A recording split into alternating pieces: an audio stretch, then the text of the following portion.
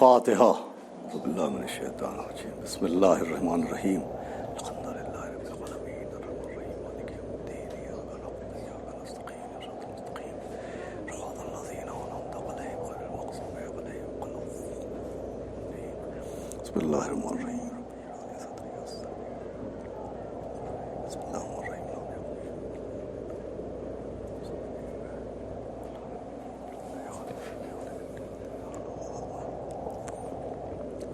اعوذ باللہ السمیع العلی العظیم من الشیطان اللعین الرجیم. بسم اللہ الرحمن الرحیم. الحمد للہ رب العالمین. الصلاۃ والسلام علی سیدنا و نبینا و شفیعنا و طبیب قلوبنا ومولانا مقتدانا بالقاسم محمد. اللہم صلی علی محمد وعلی محمد وآلہ الطیبین الطاہرین المعصومین ولعنۃ اللہ علی اعدائہم اجمعین من یومنا ھذا الی یوم الدین. اما بعد فقد قال اللہ سبحانہ تبارک و تعالی فی القرآن المجید والفرقان الحمید. بسم اللہ الرحمن الرحیم. وقال ربکم ادعونی استجب لکم. اللہم صلی علی محمد وآل محمد وعجل فرجہم ولعن اعداہم. عزاداران جناب امیر المومنین علیہ الصلاۃ والسلام، ایام جناب امیر المومنین علیہ الصلاۃ والسلام کی مناسبت سے اور ماہ رمضان کی عظمت کو مد نظر رکھتے ہوئے آپ کی خدمت میں یہ دوسری تقریر ہے دعا اور اہل بیت علیہم السلام کے عنوان سے، جس میں نے قرآن مجید کی جس آیہ کریمہ کے مختصر اور ابتدائی حصے کو تلاوت کیا، اس حصے میں اس آیت میں خداوند عالم نے بہت ہی تاکید کے ساتھ تمام بندگان خدا کو دعا مانگنے کا حکم دیا. میں نے اس سے پہلے کی مجلس میں عرض کیا تھا کہ دعا مانگنا، بارگاہ خدا میں دست دعا بلند کرنا، بارگاہ معبود میں دست التجا کو وا کرنا اتنا اہم ہے کہ قرآن صامت سے لے کے قرآن ناطق تک، یعنی آیات قرآن سے لے کے احادیث معصومین تک دعا مانگنے کی بے حد اور بہت شدت و تاکید کے ساتھ حکم دیا گیا ہے، اور دعا نہ مانگنے کو تکبر کی علامت قرار دیا گیا ہے، دعا نہ مانگنے کو غرور کی علامت قرار دیا گیا ہے، اور بے پناہ دعائیں معصومین علیہم السلام کی جانب سے تعلیم کی گئیں، جس میں ہر مرض کی دعا ہے، ہر مشکل کی دعا ہے، ہر وبا اور ہر بلا سے بچنے کی دعا ہے. لیکن یہ ساری دعائیں اپنی جگہ ہیں. ان دعاؤں کی تلاوت کے ساتھ ساتھ دعا کرنے والے کو مقصد دعا کے اوپر بھی غور کرنا چاہیے کہ آخر کیا وجہ ہے جو اس تاکید کے ساتھ اور اس کثرت کے ساتھ معصومین علیہ السلام نے دعا مانگنے کا حکم بھی دیا اور دعا مانگنے کا سلیقہ سکھایا، دعا مانگنے کا طریقہ سکھایا. تو میں اس سے قبل کی مجلس میں عرض کر چکا ہوں کہ دعا کے ذریعے یقیناً ہماری حاجتوں کی تکمیل بھی ہوتی ہے، دعاؤں کے ذریعے ہمارے رزق میں اضافہ بھی ہوتا ہے، دعا کے ذریعے ہمیں صحت و سلامتی بھی ملتی ہے، دعا کے ذریعے بے اولادوں کو اولاد بھی ملتی ہے، دعا کے ذریعے بے گھروں کو گھر بھی ملتے ہیں، دعا کے ذریعے بے زروں کو زر بھی ملتا ہے، دعا کے ذریعے بیماروں کو شفا بھی ملتی ہے. مگر دعا کا مقصد صرف اور صرف حاجات کی تکمیل نہیں ہے، بلکہ دعا کا ایک اور مقصد بھی ہے کہ اگر ہم دعاؤں کی عبارتوں پر غور کریں اور دعاؤں کو ترجمے کے ساتھ پڑھیں، ٹرانسلیشن کے ساتھ پڑھیں اور دعا کی عبارتوں پر غور و خوض سے کام لیں، بصارت کے ساتھ بصیرت کو کام میں لائیں، علم کے ساتھ عرفان کو کام میں لائیں، تو دعا صرف دعا کا نام نہیں ہے، دعا بھی معرفت اہل بیت کے ذریعے کا نام ہے، دعا بھی دعا کا نام نہیں ہے، دعا بھی معرفت اہل بیت کے دروازے کا نام ہے، دعا بھی ایک ایسا راستہ ہے کہ اگر ہم دعا کو عرفان کی آنکھوں سے دیکھیں گے اور دعا کو بصیرت کے ذریعے سے سمجھنے کی کوشش کریں گے تو دعا بھی ہم کو आले मोहम्मद ही अलैहिस्सलाम तक ही पहुँचाती है। चुनांचे मैं अर्ज़ कर चुका हूँ कि वो मेरी इस बात की दलील के लिए सबसे वाज़ेह दलील ये है कि जितनी भी दुआएं मासूमीन अलैहिस्सलाम ने हमको तालीम फरमाई हैं, उन दुआओं में नाम का वास्ता है कि अल्लाहुम्मा इन्नी असलुका बिस्मुका,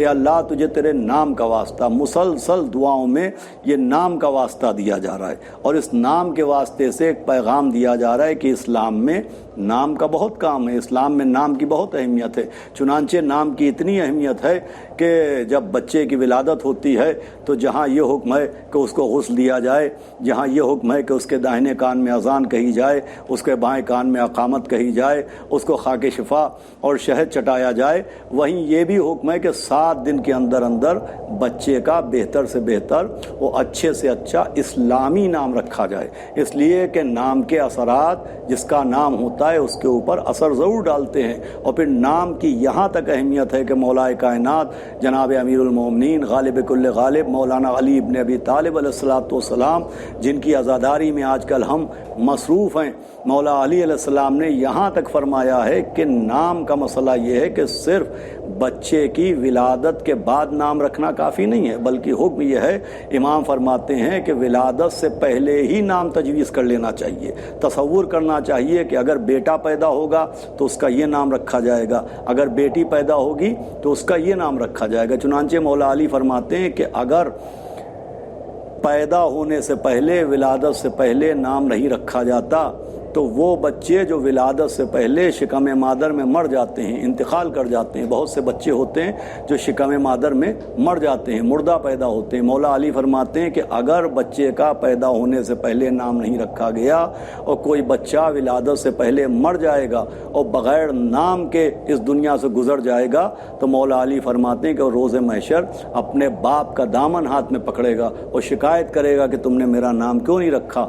मौला अली की इस हदीस के ज़रिए ये दलील मिल रही है कि नाम इतना अहम है कि विलादत के बाद नाम नहीं रखना चाहिए, बल्कि विलादत से पहले, दुनिया में आने से पहले, दुनिया में ज़ुहूर से पहले ही बच्चे का नाम रख देना चाहिए। और इसकी दूसरी दलील ये है, एक तो मौला अली की हदीस दलील है और दूसरी दलील ये है कि अगर दुनिया में आने से पहले बच्चे का नाम रखने का हुक्म न होता तो नबी ने जनाब सैयदा के एक फ़र्जंद मोहसिन का नाम मोहसिन न रखा होता।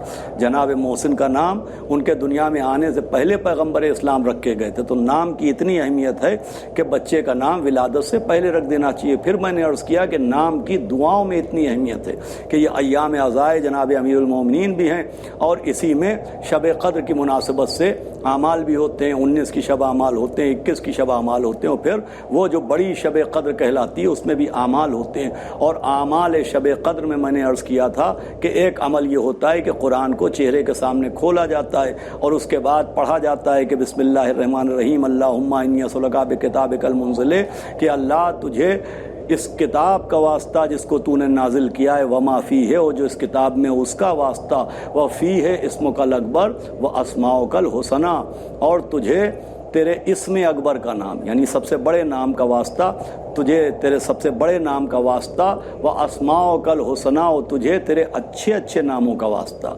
यानी कुरान में क्या है ये भी दुआ के ज़रिए बताया गया। मैंने अर्ज़ किया था कि कुरान में इस्म अकबर भी है, अल्लाह का सबसे बड़ा नाम, और उसके अच्छे अच्छे नाम भी, अस्माउकल हुसना। चुनांचे कुरान में हुक्म है कि अल्लाह को उसके अच्छे अच्छे नामों से पहचानो। अब वो अच्छे अच्छे नाम क्या हैं ये भी शब क़द्र के आमाल में वाज़े हो जाता है कि सर पर कुरान रखा जाता है, 10 मरतबा कहा जाता है बेका या अल्लाह, उसके बाद 10 मरतबा चहारदा मासूमीन अलैहिस्सलाम के नाम लिए जाते हैं। अब ये बेका या अल्लाह ये इसमें अकबर है, ये अल्लाह का सबसे बड़ा नाम है, और बाकी जो 14 हैं वो अल्लाह के अच्छे अच्छे नाम हैं। मैं वाज़े कर चुका हूँ कि वो जो 14 हैं वो सिर्फ इमाम नहीं हैं, वो अल्लाह के नाम हैं, हुरूफ वाले नाम और हैं, वजूद वाले नाम हैं। उन 14 ही की वजह से अल्लाह को पहचाना गया है। जैसे हम अपने नाम की वजह से पहचाने जाते हैं, वैसे ही अल्लाह चहारदा मासूमीन के ज़रिए पहचाना जाता है। अल्लाह की मारिफत का ज़रिया चहारदा मासूमीन है। अब उस पर गौर कीजिए कि बेका या अल्लाह ये अल्लाह का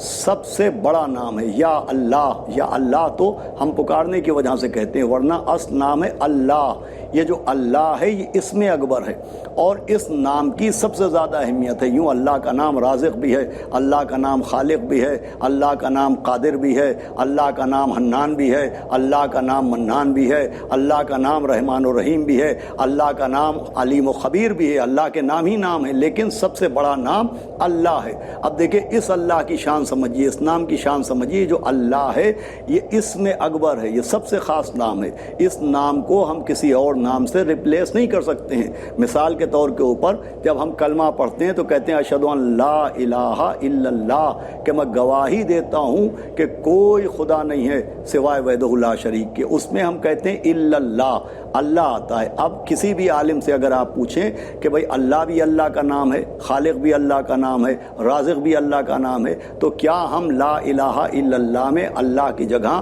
لفظ رازق رکھ سکتے ہیں، اللہ کی جگہ لفظ قادر رکھ سکتے ہیں؟ تو ہر عالم انکار کرے گا، اس لیے کہ اللہ اسم اکبر ہے، اس کے نام کی جگہ اسی کا کوئی نام نہیں آ سکتا ہے، اس کے نام کی جگہ اس کا کوئی نام نہیں آ سکتا۔ اب اس سے اندازہ لگائیے، جب اللہ کے اسم خاص کی جگہ، اللہ کے خاص نام کی جگہ خود اللہ کا کوئی نام نہیں آ سکتا ہے، تو اللہ کے بنائے ہوئے اماموں کی جگہ بندوں کا بنایا ہوا امام کہاں سے آ سکتا ہے؟ اب آگے منزل دیکھیں، یہ اللہ سب سے خاص ہے، تو اتنا خاص ہے، اتنا خاص ہے کہ جب یہ اللہ آتا ہے، یعنی اسم اکبر آتا ہے، تو تنہا نہیں آتا ہے۔ اچھا یہ ذہن میں رکھیے گا کہ اللہ اسم اکبر ہے، اور یہ جو ہم 10 مرتبہ بے محمدن، بے علیہن، بے فاطمہ، بالحسن، بالحسین، چہاردہ معصومین کے نام لیتے ہیں، یہ بھی اللہ کے نام ہے۔ یہ کون سے نام ہیں؟ یہ اللہ کے اچھے اچھے نام ہیں۔ وہ اللہ کیا ہے؟ یہ اللہ کا سب سے بڑا نام ہے۔ اب اللہ کے اسم اکبر کی شان دیکھیے اور ایک منزل تک پہنچیے۔ وہ منزل یہ ہے کہ یہ اللہ کا جب لفظ آتا ہے، اللہ کا جب نام آتا ہے تو تنہا نہیں آتا۔ آپ شروع کیجئے، قرآن پڑھنا شروع کیجئے، بسم اللہ الرحمن الرحیم، شروع کرتا ہوں اللہ کے نام سے جو رحمان بھی ہے اور رحیم بھی ہے۔ اب یہاں پر اللہ کا اسم اکبر آیا اللہ، مگر تنہا نہیں آیا، اللہ کے ساتھ 2 اور حروف والے نام آئے، ایک رحمان ایک رحیم۔ بسم اللہ الرحمن الرحیم، اللہ تنہا نہیں آیا۔ اللہ کے نام کی عظمت کا تقاضا یہ تھا کہ 2 نام اور آئے، رحمان و رحیم۔ لا حول ولا قوت الا باللہ العلی العظیم۔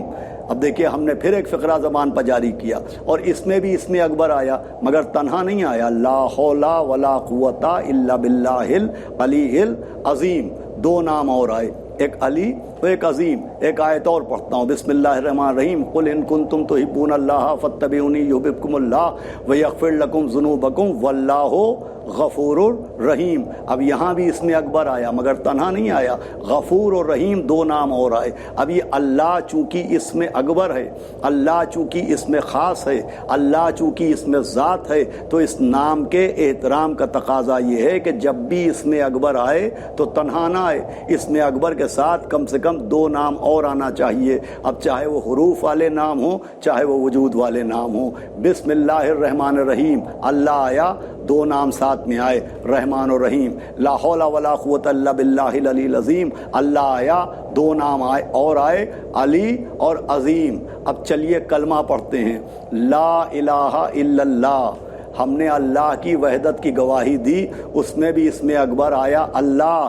تو اب اللہ کے نام کی عظمت کا تقاضا یہ ہے کہ جب بھی اللہ آئے تو تنہا نہ آئے، اس کے ساتھ 2 نام اور بھی آئیں۔ تو نام آیا لا الہ الا اللہ، تو اب 2 نام اور بھی آنا چاہیے، تو دونوں پیچھے پیچھے آئے، محمد رسول اللہ، علی ولی اللہ۔ یہ جو اللہ اور اس کے رسول کی گواہی اور مولا علی کی گواہی دی جاتی ہے، تو اسم اکبر کی تعظیم کا تقاضا ہے کہ ہم اللہ کے نام کے ساتھ اس کے 2 ناموں کا اور ذکر کرتے ہیں، اور وہ حروف والے نام نہیں ہیں، وہ وجود والے نام ہیں۔ بہرحال نام کی بڑی اہمیت ہے، یہ دعائیں ہمیں سمجھا رہی ہیں، اور ان ناموں کے ذریعے اماموں تک پہنچایا جا رہا ہے۔ دیکھیں یہ بھی ایک انتظام ہے، یہ بھی ایک دعاؤں کا احسان ہے کہ تم اماموں کے ذریعے امام تک نہیں پہنچ رہے ہو، لو ہم تمہیں ناموں کے ذریعے امام تک پہنچا دیں گے۔ نام کی بڑی اہمیت ہے عزیزان گرامی۔ تو دعاؤں کا مقصد صرف حاجات کی تکمیل نہیں ہے، دعاؤں کا مقصد صرف یہ نہیں ہے کہ ہمارا رزق تنگ ہو اور ہم دعا مانگیں، ہمارے اولاد نہیں ہوتی ہم دعا مانگیں، ہم بیمار ہیں ہم دعا مانگیں۔ دعائیں صرف حاجتوں کے تکمیل کے لیے نہیں مانگنا چاہیے، دعائیں بھی آل محمد علیہ السلام کی معرفت کے حصول کے لیے مانگنا چاہیے، اس لیے کہ دعا کا اہل بیت اطہار سے بہت خاص رشتہ ہے۔ اسی لیے معصومین علیہ السلام نے دعاؤں کی بے پناہ تاکید فرمائی۔ کب دعا مانگنا چاہیے معصوموں نے یہ بھی بتایا ہے، کہاں دعا مانگنا چاہیے معصوموں نے یہ بھی بتایا ہے، کس وقت دعا قبول ہوتی ہے معصوموں نے یہ بھی بتایا۔ چنانچہ اماموں نے بتایا کہ جس وقت بارش ہو دعا مانگو، اس لیے کہ وہ قبولیت دعا کا وقت ہے۔ امام نے فرمایا جس وقت تلاوت قرآن ہو دعا مانگو، اس لیے کہ قبولیت دعا کا وقت ہے۔ امام نے فرمایا کہ جب اذان ہو تو دعا مانگو، اس لیے کہ وہ دعا کی قبولیت کا وقت ہے۔ یہاں تک روایت ملتی ہے کہ جناب معصوم عالم حضرت فاطمہ زہرا سلام اللہ علیہا جب مغرب سے پہلے سورج غروب ہونے لگتا تھا تو جناب بلال سے کہتی تھی کہ بلال جاؤ اور دیکھ کے آؤ کہ سورج کس منزل کے اوپر ہے۔ تو جب جناب بلال آ کے بتاتے تھے کہ بی بی اب آدھا سورج ڈوب چکا ہے اور آدھا سورج ڈوبنے والا ہے، تو بی بی فرماتی تھی کہ یہ قبولیت دعا کا وقت ہے۔ تو معصومین علیہ السلام نے فرمایا دعا کہاں مانگنا چاہیے یہ بھی معصوموں نے بتایا ہے، دعا کب مانگنا چاہیے یہ بھی معصوموں نے بتایا ہے، دعا کیسے مانگنا چاہیے یہ بھی معصوموں نے بتایا ہے، دعا کیوں قبول ہوتی ہے معصوموں نے یہ بھی بتایا ہے، اور دعا کیوں قبول نہیں ہوتی معصوموں نے یہی بتایا ہے۔ آج کی مجلس میں سب سے خاص بات جو عرض کرنا ہے کہ معصومین نے یہ بھی بتایا کہ دعا قبول کیوں نہیں ہوتی۔ چنانچہ ہمارے آپ کے چھٹے امام جعفر صادق علیہ السلام کے پاس ایک شخص آیا اور آنے کے بعد اس نے کہا کہ حضرت اللہ نے قرآن میں اپنے بندوں سے وعدہ کیا ہے کہ تم دعا مانگو ہم تمہاری دعا کو قبول کریں گے۔ امام نے فرمایا بے شک اللہ نے وعدہ کیا ہے، تم دعا مانگو اللہ قبول کرے گا۔ تو اس شخص نے کہا کہ حضرت یہ اللہ کا وعدہ ہے، کہ بے شک اللہ نے وعدہ کیا ہے۔ تو اس شخص نے پلٹ کے کہا کہ حضرت اللہ نے وعدہ کیا ہے کہ دعا ہم مانگیں گے اور قبول وہ کرے گا۔ میں آپ سے پوچھنے آیا ہوں کہ ہم تو دعائیں مانگتے رہتے ہیں مگر اللہ اپنا وعدہ کیوں نہیں پورا کرتا، یعنی ہماری دعا کیوں نہیں قبول کرتا؟ امام مسکرائے کہ کیا پوچھ رہے ہو؟ اس نے کہا میں پوچھنا یہ چاہتا ہوں کہ دعا کو قبول کرنے کا اللہ نے وعدہ کیا ہے مگر ہم دعا مانگتے ہیں ہماری دعا قبول نہیں ہوتی، یعنی اللہ اپنا وعدہ کیوں نہیں پورا کرتا؟ تو امام نے فرمایا کہ سنو، اللہ نے صرف دعا پوری کرنے کا وعدہ کیا نہیں ہے۔ امام نے کہا غور سے جملہ سنیے گا، امام نے فرمایا کہ اللہ نے صرف دعا کے لیے وعدہ کیا نہیں ہے، جب تم عالم ارواح میں تھے تو تم سے ایک وعدہ لیا بھی ہے، پہلے تم اپنا وعدہ پورا کرو اللہ اپنا وعدہ پورا کرے گا۔ اس شخص نے کہا کہ حضرت اللہ نے عالم ارواح میں ہم سے کیا وعدہ لیا ہے؟ تو فرمایا وعدہ یہ لیا ہے کہ دعا قبول کرنے کا وعدہ کیا ہے اور مولا علی کی ولایت پر باقی رہنے کا وعدہ لیا ہے، تو مولا علی کی ولایت پہ قائم رہو اللہ تمہاری دعا قبول کرے گا۔ لیجئے امام کی اس حدیث کے ذریعے یہ بات معلوم ہوئی کہ مولا علی کی ولایت جن کی عزا میں ہم مصروف ہیں، جن کے غم میں ہم آنسو بہا رہے ہیں، تو یہ مولا علی کی ولایت صرف اور صرف ولایت نہیں ہے بلکہ یہ ولایت بھی شرط قبولیت دعا ہے، یعنی دعا کی قبولیت کا شرط یہ ہے کہ ہم مولا علی کی ولایت کا اقرار کریں، یہ شرط قبولیت دعا ہے۔ اور اس کی دلیل یہ ہے کہ اللہ کے نبی نے اللہ کی توحید کا اعلان بھی کیا، قولوا لا الہ الا اللہ تفلحوا، کہو کوئی خدا نہیں سوائے وحدہ لا شریک کے تو تم کو نجات ملے گی۔ بہت غور سے سنیے گا، نبی نے اللہ کی وحدت کا بھی اعلان کیا، لیکن اعلان وحدت کے بعد نبی نے دعا کے لیے اپنے ہاتھ نہیں اٹھائے، خود نبی نے اپنی نبوت کا بھی اعلان کیا کہ میں اللہ کا نبی ہوں، لیکن اعلان نبوت کے بعد آپ نے دعا کے لیے ہاتھ نہیں اٹھائے، مگر جب غدیر میں مولا علی کی ولایت کا اعلان کیا کہ من کن تو مولا ہو فہذا علی المولا، جس کا میں مولا ہوں اس کے یہ علی مولا ہیں، تو خالی اعلان ولایت کر کے ممبر سے اترے نہیں بلکہ فوراً دعا کے لیے اپنے ہاتھوں کو بلند کیا کہ پالنے والے ان کی مدد کرنا جو اس کی نصرت کرے، اسے عزت دینا جو ان کی عزت کرے، اس کو ذلیل کرنا جو ان کی عزت نہ کرے، اس سے محبت کرنا جو ان سے محبت کرے۔ یعنی اعلان ولایت کے بعد بلا فاصلہ نبی نے دعا کی اور دعا کر کے بتایا کہ لا الہ الا اللہ کے بعد مقام دعا نہیں ہے، لا الہ الا اللہ کے بعد محمد رسول اللہ ہے، اور محمد رسول اللہ کے بعد بھی مقام دعا نہیں ہے، محمد رسول اللہ کے بعد علی ولی اللہ ہے، اب علی ولی اللہ کے بعد مقام دعا ہے۔ دعا کا مقام یہ ہے کہ اللہ کا اقرار کرو، نبی کا اقرار کرو، مولا علی کی ولایت کا اقرار کرو، اس کے بعد دعا مانگو۔ اس کا مطلب شرط قبولیت دعا مولا علی علیہ السلام کی ولایت ہے، شرط قبولیت دعا علی ولی اللہ کا اقرار کرنا ہے۔ اچھا اب آپ دیکھیں، نبی نے ممبر سے مولا علی کی ولایت کے اعلان کے بعد دعا کی۔ اب جب نبی مدینے پہنچے تو حارث نبی کے پاس آیا، اس نے کہا یا نبی اللہ، آپ نے نماز کا حکم دیا، ہم نے نماز پڑھی، آپ نے روزے کا حکم دیا، ہم نے روزہ رکھا، آپ نے حج کرنے کو کہا، ہم نے حج بھی کر لیا، آپ نے زکوٰۃ کا حکم دیا، ہم نے اپنی مال سے زکوٰۃ بھی نکالی۔ اب میں نے سنا ہے کہ آپ نے اپنے بھائی مولا علی کی ولایت کا اعلان کیا ہے، تو میں نہیں مانتا، اس لیے کہ اگر مولا علی کو آپ نے بنایا ہے تو میں نہیں مانتا، اور اگر یہ اللہ کی طرف سے حکم ہے تو ابھی میرے اوپر عذاب آئے اور میں فی النار ہو جاؤں، میں ہلاک ہو جاؤں۔ دیکھیے نبی نے مولا علی کی ولایت کے بعد دعا کی تھی، اور حارث نے اپنے لیے بد دعا کر لی۔ بھئی عذاب مانگنا، ہلاک ہونے کی بد دعا کرنا، یہ ایک بد دعا ہی تو ہے کہ اس نے کہا کہ میرے اوپر عذاب آ جائے، تو اس نے اپنے لیے بد دعا کی۔ نبی نے اعلان ولایت کے بعد دعا کی، اور دشمن علی نے، منکر ولایت نے، حارث نے اپنے لیے بد دعا کی۔ تاریخ یہ کہتی ہے کہ جیسے ہی بد دعا کی ویسے ہی عذاب آ گیا، اور عذاب نے آ کے سمجھایا کہ سمجھو جب دشمن علی کی بد دعا رد نہیں ہوتی تو محبان علی کی دعا کہاں سے رد ہو جائے گی؟ یہ مولا علی کی ولایت شرط قبولیت دعا ہے۔ دیکھیے فوراً اس نے بد دعا کی اور اللہ نے فوراً عذاب بھیجا، یعنی مولا علی کی ولایت شرط قبولیت دعا ہے۔ فوراً دعا کو اگر قبول کروانا ہے تو مولا علی کی ولایت کے اقرار کے بعد دعا مانگنا چاہیے۔ حارث نے بد دعا کی، اللہ نے اس پہ عذاب بھیج دیا۔ اب یہ خاص بات ہے جو عرض کرنا ہے اور گفتگو کو تمام کرنا ہے کہ حارث تھا مولا علی کا منکر، حارث تھا منکر غدیر، حارث تھا منکر جناب امیر۔ جیسے ہی اس نے بد دعا کی ویسے ہی اللہ نے عذاب نازل کر دیا۔ حالانکہ بد دعا کا قانون الگ ہے، دیکھیں دعائیں تو قبول ہوتی ہیں لیکن بد دعا فوراً قبول نہیں ہوتی ہے۔ ایسا نہیں کہ ہم نے اپنے دشمن کے لیے بد دعا کی کہ وہ ہلاک ہو جائے اور وہ ہلاک ہو جائے، ہم نے اپنے دشمن کے لیے بد دعا کی، ہم نے اپنے دشمن کو کوس دیا اور وہ ہلاک ہو گیا۔ بد دعا کا قانون بڑا سخت ہے۔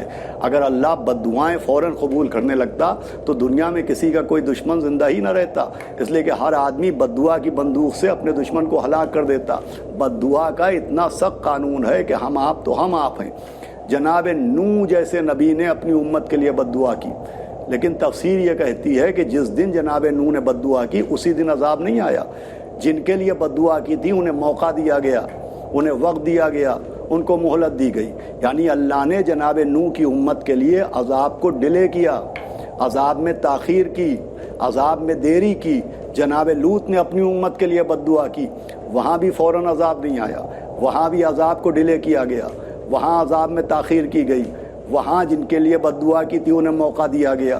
میں کہوں گا پالنے والے یہ کیا معاملہ ہے کہ جناب نوح نے اپنی امت کے لیے بد دعا کی لیکن تو نے فوراً عذاب نہیں بھیجا، عذاب میں تاخیر کی۔ جناب لوط نے اپنی امت کے لیے بد دعا کی، تو نے فوراً عذاب نہیں بھیجا، عذاب میں تاخیر کی۔ لیکن یہ حارث مولا علی کا دشمن ہے، اس کے لیے فوراً عذاب بھیج دیا۔ ارے جناب نوح نے جن کے لیے بد دعا کی تھی وہ مولا علی کے دشمن نہیں تھے، وہ تیرے دشمن تھے۔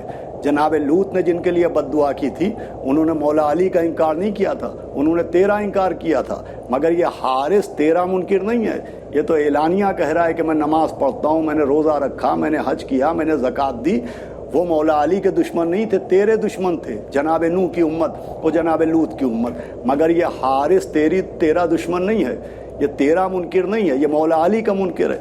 تو ہونا یہ چاہیے تھا کہ اپنے دشمنوں پر پہلے عذاب بھیجتا اور مولا علی کے دشمن کے لیے عذاب کو ڈیلے کرتا، عذاب کو دیر میں بھیجا جاتا، عذاب میں تاخیر کی جاتی۔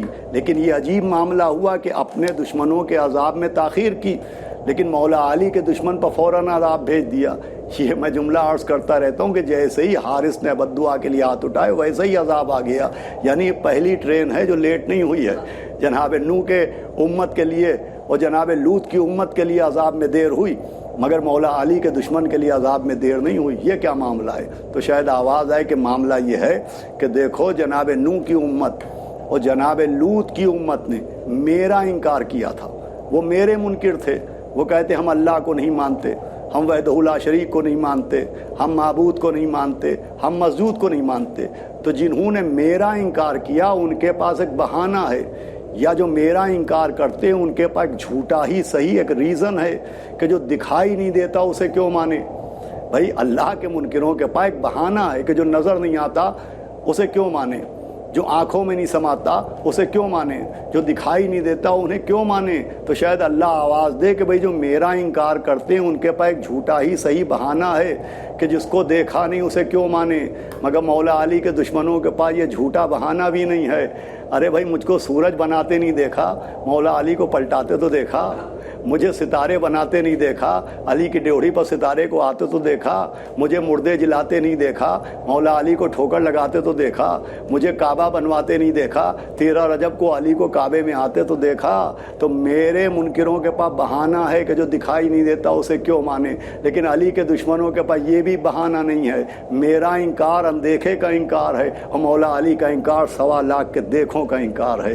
اس لیے قانون بنا کہ مولا علی کی ولایت شرط قبولیت دعا ہے کہ جب تک ان کی ولایت کا اقرار نہیں کیا جائے گا تب تک دعا قبول نہیں ہوگی۔ یہ ماہ رمضان دعاؤں کا مہینہ ہے، اور اس ماہ رمضان میں مولا علی کی شہادت ایک موقع ہے کہ ان دعاؤں کے ساتھ ساتھ ہم مولا علی کی معرفت حاصل کریں، اس لیے کہ اس شہادت کے ساتھ ساتھ ماہ رمضان سے مولا علی کا ایک خاص رشتہ ہے۔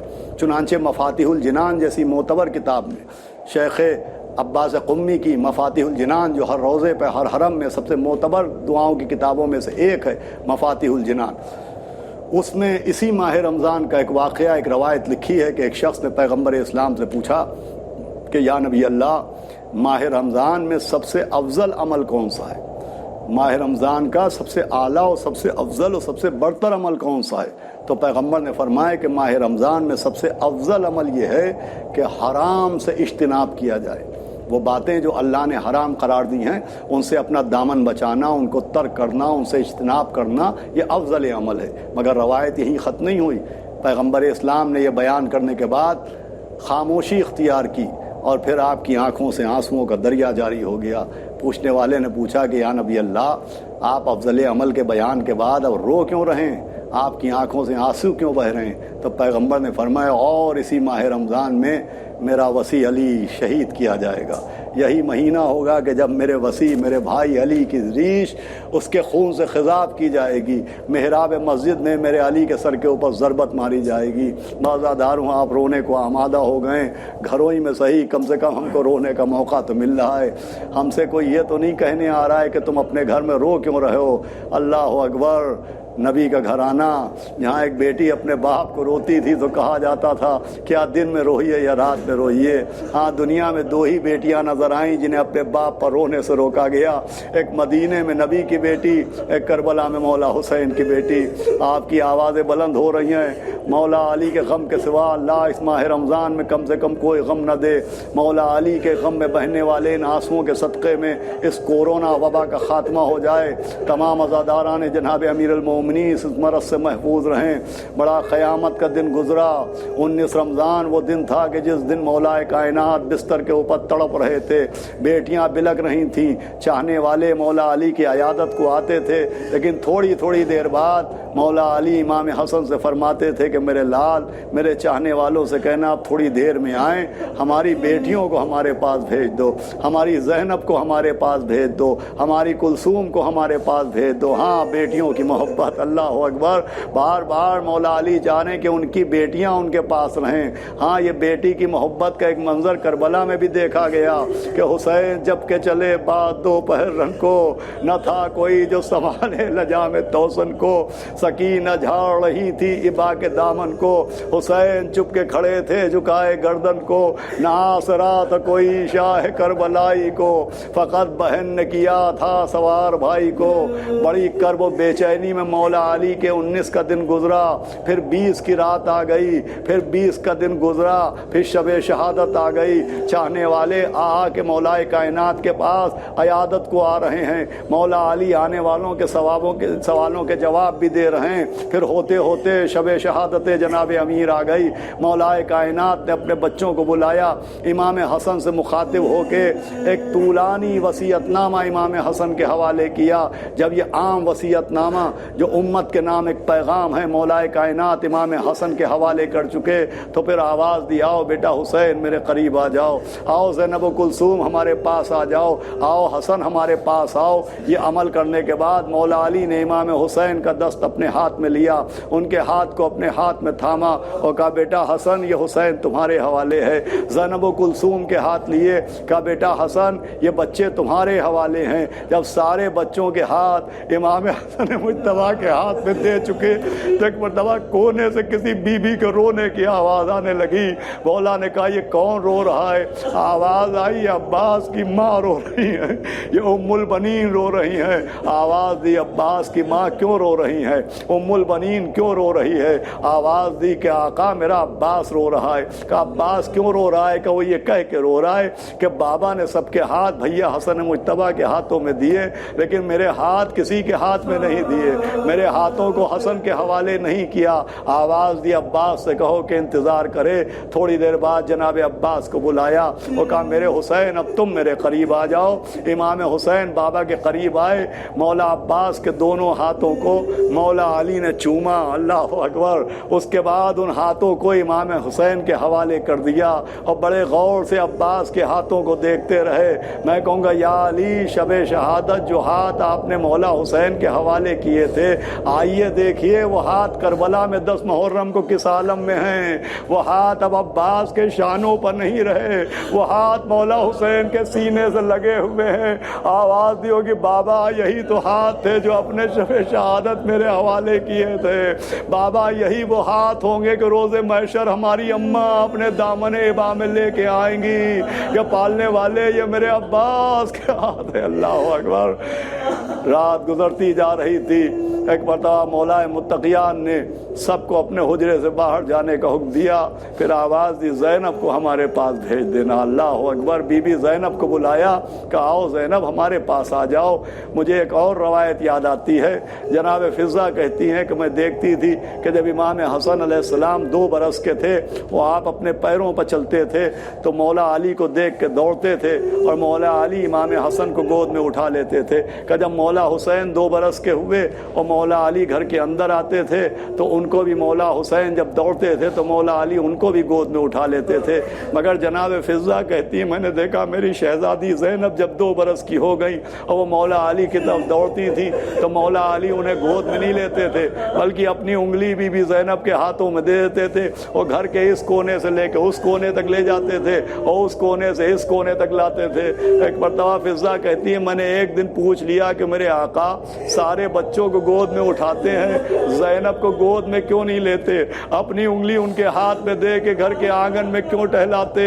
आवाज़ दी, फ़िज़ा मैं ज़ैनब को पैदल चलने का आदी बना रहा हूँ। फिर लेके करबला से कूफा और कूफे से शाम मेरी ज़ैनब को बेमखना चादर फिराया जाएगा। अज़ीज़ों मजलिस तमाम हो रही है। जनाब ज़ैनब को करीब बुलाया, वो आवाज़ दी, देखो ज़ैनब तुम सानिया ज़हरा हो, देखो ज़ैनब हमारे बाद हसन को ऐसा जहर दिया जाएगा कि उसका कलेजा टुकड़े टुकड़े हो जाएगा। और देखो ज़ैनब ये हमारा हुसैन करबला के मैदान में 3 दिन का भूखा प्यासा शहीद कर दिया जाएगा। और देखो ज़ैनब इन मरहलों के ऊपर तुम शरीकतुल हुसैन कहलाओगी, इमाम हुसैन की नासिर व मददगार बन जाओगी। और ये कहने के बाद एक मरतबा आवाज़ दी, बीबी ज़रा अपने बाजुओं से चादर हटा देना। जनाब ज़ैनब ने अपने बाजुओं से चादर हटाई। मौला अली ने आगे बढ़ के बेटी के बाजुओं का बोसा लिया। कहा, बाबा ये क्या किया? कहा, ज़ैनब शहादत हुसैन के बाद आपके बाजुओं में रस्सी बांधी जाएगी, आपके बाजुओं में रीसमा बांधी जाएगी। लीजिए शब शहादत भी गुजर गई। 21 रमज़ान को घर से बड़ी शान से जनाजा निकला। आगे आगे जिब्रील और मीकाईल थे, पीछे पीछे मौला हसन और हुसैन थे। हाँ, मेरा मजलूम हुसैन जिसने अपने नाना के जनाजे को कांधा दिया, जिसने अपनी अम्मा के जनाजे को कांधा दिया, जिसने अपने बाबा के जनाजे को कांधा दिया, जिसने अपने भैया हसन के जनाजे को कांधा दिया, मगर हुसैन حسین کا جنازہ اٹھانے والا کوئی نہ تھا۔ میدان کربلا آ گئی، 10 محرم کا روز آ گیا۔ جب جناب عباس کو پانی لانے کی اجازت ملی تو بی بی فضہ نے آ کے کہا بھائی شہزادے آپ کو حسین کی بہن بلا رہی ہیں، علی کی بڑی بیٹی جناب زینب بلا رہی ہیں۔ مولا عباس خیمے میں پہنچے، گھٹنوں کو ٹکا کے شہزادی کے سامنے ہاتھ جوڑ کے بیٹھ گئے۔ شہزادی کیا حکم دے رہی ہیں؟ کہا عباس دیکھو 4 محرم کو ہم تم کو روک چکے ہیں، اب ہم تمہیں میدان میں جانے سے نہیں روک رہے، صرف ایک بات بتانا چاہ رہے ہیں کہ جب ہمارے بابا کی شب شہادت آئی تھی تو ہمارے بابا نے ہمارے بازوؤں کو چوما تھا، وہ چوم کے کہا تھا کہ زینب آپ کے بازوؤں پر رسن باندھی جائے گی۔ تو زینب کو بابا کی بات پر پورا یقین تھا، مگر زینب سوچتی تھی یا اللہ یہ موقع کب آئے گا؟ ارے جس کے عباس جیسا بھائی ہو اس کے بازوؤں میں رسن کون باندھے گا؟ عباس میں سمجھ گئی کہ وہ وقت قریب آنے کو ہے، اب تم جا کے اپنے بازو کٹاؤ گے، میرے حسین کے بعد میرے بازو میری اسما بن جائے گی۔ الا لعنت اللہ علی القوم الظالمین۔